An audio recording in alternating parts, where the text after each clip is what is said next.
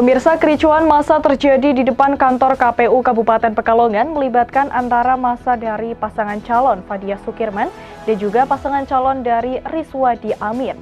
Dalam kejadian ini mengakibatkan beberapa orang mengalami luka-luka akibat terkena lemparan batu, hingga pasangan calon Fadia Sukirman menjadi korban lemparan bambu. Peristiwa terjadinya kericuhan yang terjadi saat kegiatan rapat pleno terbuka pengambilan nomor urut yang diadakan oleh KPU Kabupaten Pekalongan pada hari Senin 23 September 2024 lalu sangat disayangkan oleh beberapa pihak, terutama dari kalangan akademisi.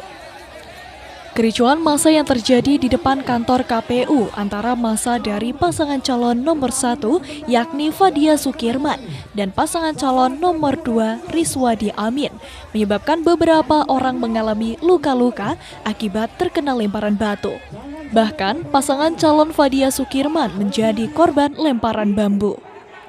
Ketua Persatuan Guru Nahdlatul Ulama Kabupaten Pekalongan Nur Anafi menyayangkan hal tersebut. Menurutnya hal itu kurang etis. Untuk itu, dirinya sebagai akademisi mendorong agar kejadian serupa tidak terulang lagi. Dirinya juga berharap setelah kejadian tersebut kedua pasangan calon dapat menenangkan masanya masing-masing agar pilkada dapat berjalan damai dan juga aman.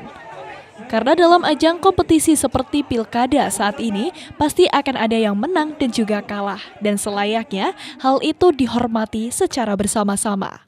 Terkait dengan kericuhan yang terjadi kemarin waktu pengundian nomor urut di KPU itu, tanggapan dari Pergunu sendiri seperti apa? Mewakili pihak akademisi gitu Pak. Baik, terkait dengan kericuhan yang terjadi saat pengambilan nomor urut di kegiatan pilkada Kabupaten Pekalongan, itu menurut kami sangat kita sayangkan ya, tidak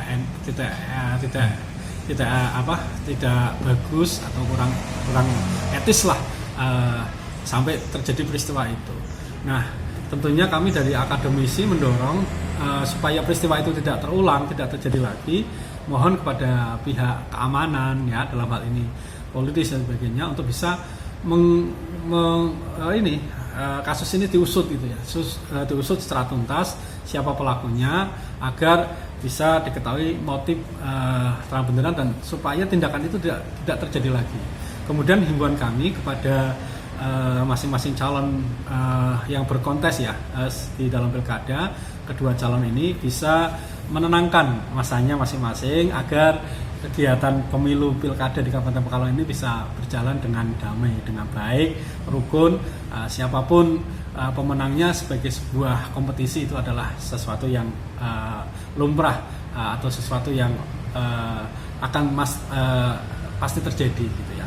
Menghargai satu dengan yang lainnya. Dan kemudian yang tidak kalah penting lagi, pilkada ini harus menjadi semacam pembelajaran ya, edukasi untuk belajar demokrasi kita agar semakin dewasa dan ajang pilkada itu menjadi ajang damai, silaturahim, semua kalangan dari pihak apapun dukungannya masing-masing, tapi harapan kita pemilu itu bisa berjalan dengan lancar, dengan aman, dengan damai.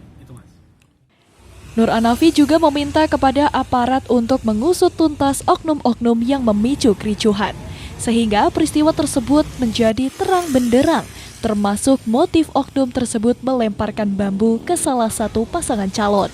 Romi Suharto, Batik TV, melaporkan.